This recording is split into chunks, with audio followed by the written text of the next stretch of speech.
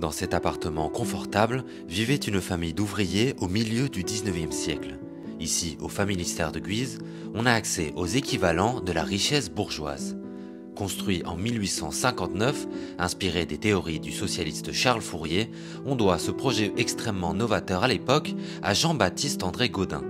Ce fils d'artisan serrurier, ayant fait fortune avec son entreprise de poêle en fonte, a voulu construire ce complexe pour loger ses ouvriers. C'est basé sur les équivalents de la richesse, sur ce qu'on appelle l'hygiénisme au XIXe siècle, donc des notions d'air, de lumière, l'approvisionnement en eau, etc. Et donc ça passe par des notions de confort, des notions d'hygiène, des notions de culture également.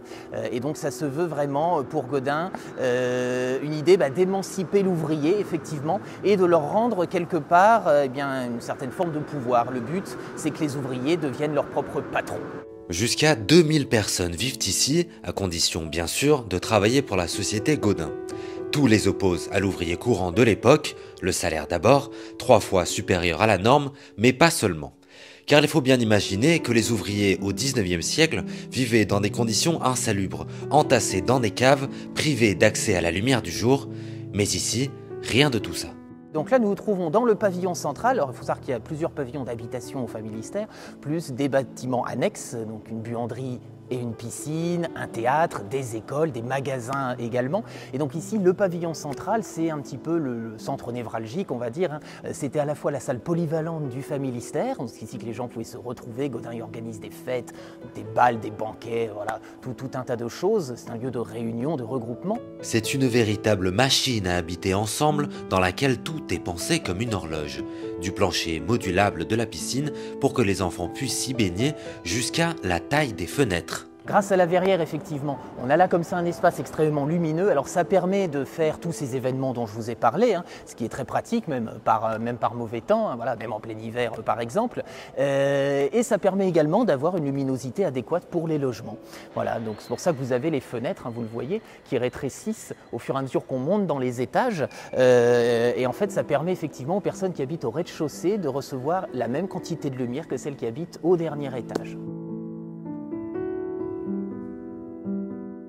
Alors on a un appartement standard, un 45 mètres carrés, 2 pièces, voilà, une entrée commune en fait à 2 appartements de 45 mètres carrés, donc qui est déjà très grand bien sûr pour l'époque, voilà. Donc c'est un 45 mètres carrés ici, c'est pour une famille de 4 personnes maximum. Et si la famille est plus importante, on peut avoir un deuxième appartement juste à côté, il suffit de percer une porte dans la cloison et ça permet d'accéder à à 2 autres pièces. Même si les appartements sont très confortables, très spacieux, on n'a pas de dorure, on n'a pas le luxe complètement débordant que pouvait avoir la bourgeoisie de l'époque. Mais justement, là-dessus, Gaudin est sur une réserve quand même. Le but, c'est que les travailleurs accèdent au confort, à l'hygiène, à l'éducation, aux loisirs, etc. Mais que tout le monde ait la même chose aussi. Donc pourquoi tous ces espaces sont aménagés de cette façon? C'est également parce que vous n'avez pas de hiérarchie dans le Familistère. Tout le monde a accès à la même chose. Cette notion égalitariste est évidemment étendue jusqu'à l'organisation du travail. Car Gaudin ne veut pas d'un patron qui fait ce qu'il veut. Pour cela, il fonde l'association coopérative du capital et du travail, dans laquelle le travailleur est son propre patron. Ce sont les travailleurs qui vont prendre les décisions et qui sont même propriétaires collectivement du capital. Dans cette démocratie ouvrière, les travailleurs se réunissent en conseil organisé autour de l'administrateur gérant, lui-même élu et encadré par un conseil de surveillance. Toutes ces décisions seront prises plusieurs fois par an dans ce théâtre. C'est là que se tenaient les sessions de vote pendant lesquelles les travailleurs, femmes comprises, que les femmes ici vont avoir le droit de vote à partir de 1880, littéralement, vont pouvoir prendre les décisions. Alors ça se faisait à main levée ou alors avec des papiers, des urnes, on dépouille, voilà, la majorité l'emporte, toutes les questions étaient effectivement soulevées. Gaudin le faisait, les administrateurs certainement aussi par la suite, faisaient parfois des petites conférences ici, bien sûr, pour expliquer au tout début comment fonctionnait le Familistère, comment les ouvriers allaient se débrouiller, l'idée. Et parfois, il y a des petites séances où les travailleurs pouvaient interpeller M. Gaudin, lui demander telle ou telle chose, tel ou tel aménagement, si c'était possible.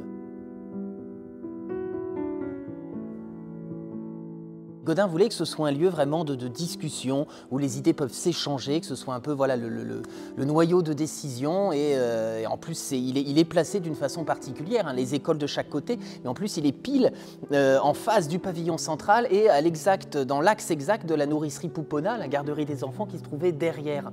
Très symbolique, puisque le théâtre se veut un vecteur d'émancipation sociale, et puis ça passe par l'éducation, donc forcément les enfants sont liés. Malheureusement, à la mort de Gaudin en 1888, le modèle s'est essoufflé. Les administrateurs suivants n'ont pas son talent, et la concurrence aura finalement raison de la société en 1968. Malgré une œuvre pas tout à fait aboutie, le Familistère de Guise a fait des rejetons. Les hippies à la fin des années 60, les kibboutz en Israël et plus proche de nous, la cité radieuse de Le Corbusier à Marseille.